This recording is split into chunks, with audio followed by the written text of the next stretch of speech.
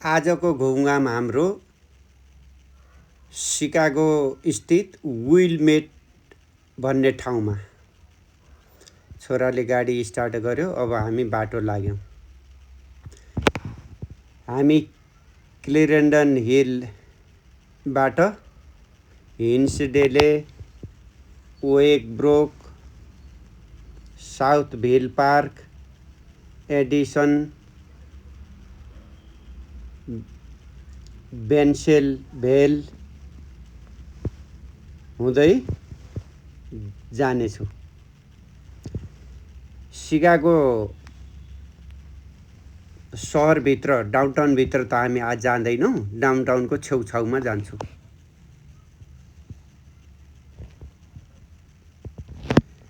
विलमेटमा एउटा बहाई टेम्पल छ।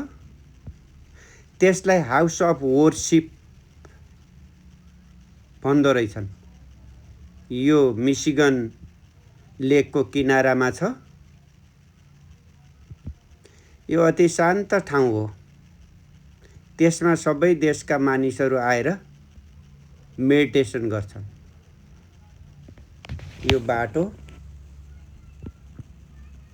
एकदम शान्त छ।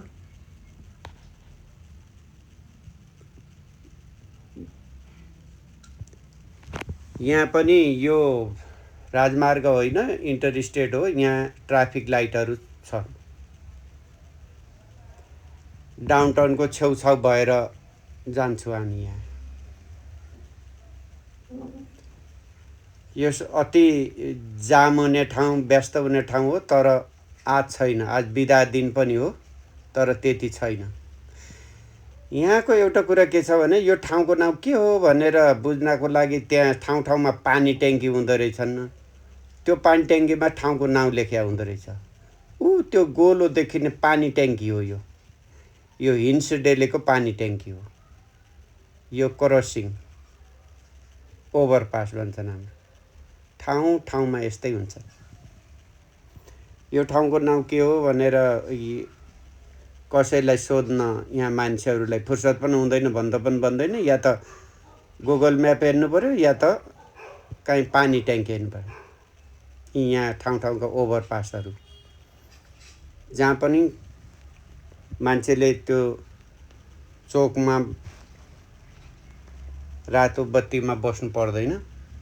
बाटो पनि टु वे हुँदैन। उताबाट कसैको गाडीको लाइट आएर आँखा होला भन्नु पनि हुँदैन। सिकागो एयरपोर्ट नजिक भएको हुनाले प्लेन पनि देखिन्छ। त्यहाँ प्लेन। अब त्यो यसको नजिकै सिकागो एयरपोर्ट छ। भनेको मतलब आज हामी एयरपोर्टको छेउछाउको बाटो भएर जाँदैछौँ। हुन त यहाँका बाटोहरू सबै राम्रो छन्, तथापि यो बाटो त कति राम्रो। तर एउटा मुख्य कुरा के छ भने यहाँको बाटोसँग सटेर घर बनाउँदैनन्, बाटैमा सटर राखेर पसलहरू बनाउँदैनन्। त्यसैले हामीहरूले बाटोको छेउछाउमा रुखहरू देख्छु। मानव नेपालको त आरक्षभित्र हिँडे जस्तै हुन्छ। ठाउँ ठाउँमा यहाँ कन्स्ट्रक्सन हुँदैछ है।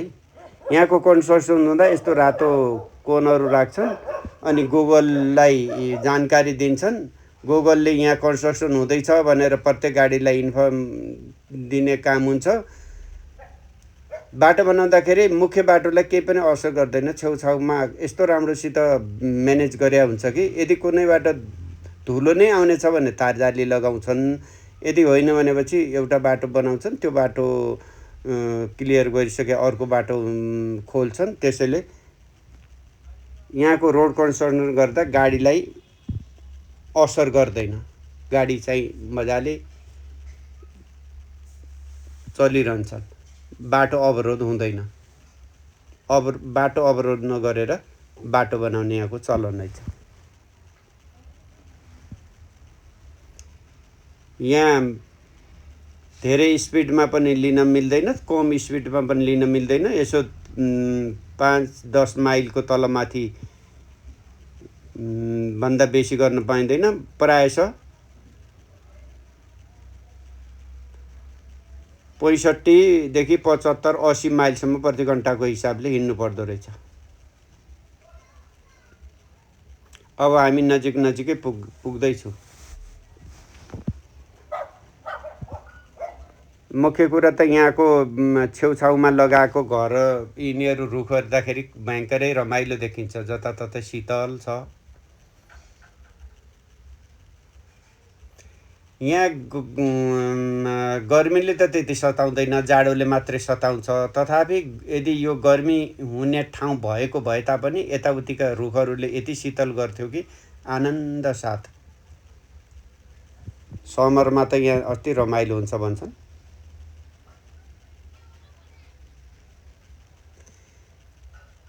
यहाँ मौसम पनि एउटा समर हुँदो रहेछ, अर्को समर सिजनलाई यिनीहरू कन्स्ट्रक्सन सिजन भन्दो रहेछन्, र अर्को विन्टर र कन्स्ट्रक्सन सिजन विन्टर सिजन रे। विन्टरमा केही पनि काम हुँदैन, समरमा कन्स्ट्रक्सनको कामहरू गर्ने भएको हुनाले यिनलाई कन्स्ट्रक्सन सिजन भन्दो रहेछन् यहाँका मान्छेहरू।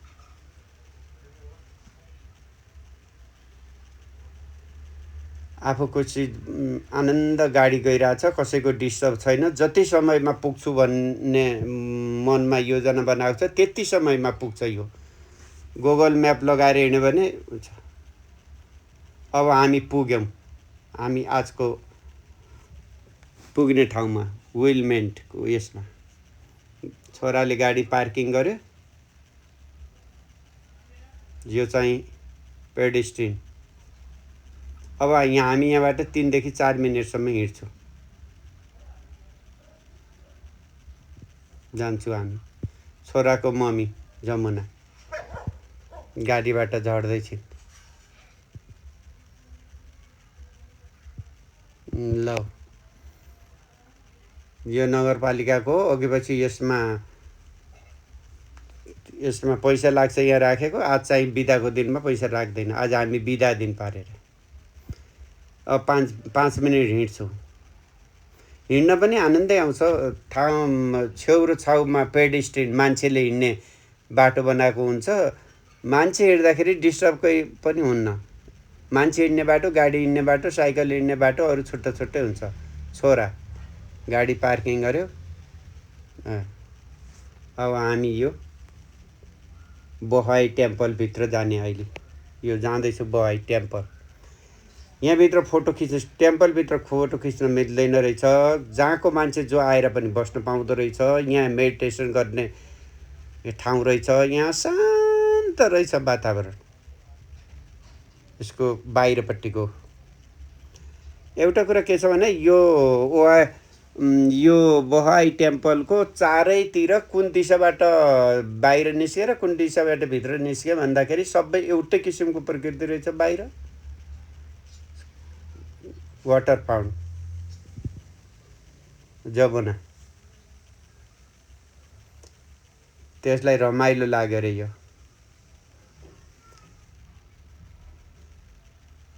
सबै ठाउँमा पार्कहरू, अगाडिको ठाउँहरू, बगैँचाहरू रमाइलो राम्रो बनाएको हुन्छन्। यो यति राम्रो बनाउनको एउटा कारण त के छ भने यहाँको मान्छेहरू हातले काम गर्दैन, सबै मेसिनले काम गर्छन्। मेसिनले छिटो हुन्छ, सरितो हुन्छ, राम्रो हुन्छ, एकैछिन सिद्धिन्छ, धेरै काम गर्न सकिन्छ। त्यही हो। फुलहरू कति राम्रो फुल भन्दैछ जमुनाले। उसलाई फुल मनपर्छ अरे। टिप्न चाहिँ मिल्दैन है, हेर्न मिल्छ, किनभने फुललाई टिप्नु हुँदैन। पानी पनि कस्तो छ, चञ्चल चञ्चल पिउन योग्य पानी छ। तर यो पिउन त पिउँदैन, तर यो पिउने पानी नै हो।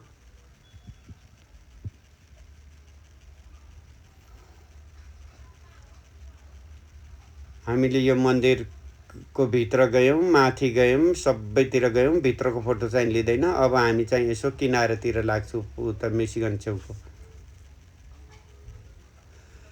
खासै मान्छेको भिडभाड ठेलमठेल यति हुँदैन। आफआफ्नो जान्छ, रमाइलो गर्छन्, त्यो फोटो खिच्छन्, जान्छन्, हेर्छन्। तर त्यति मुख्य विशेषता भनेको त यहाँको शान्ति नै हो। यहाँ जति राति दिउँसो बिहान जति बेला घुमे पनि चोरको, पकेट मारेको, फटाहारको केही छैन। त्यति मात्र होइन, जङ्गली जनावरको पनि कुनै डर छैन, यहाँ हुँदैन। मेसिनले बनाएको हुनाले यिनीहरू चटक्कै कस्तो छ भने फोटो खिचे जस्तै हुन्छ। यो फोटोमा देखाएको भन्दा राम्रो छ यो आँखाले हेर्यो ठाउँ, यो हेर्दाखेरि। यही हो यो आजको घुमघाम सिद्धियो।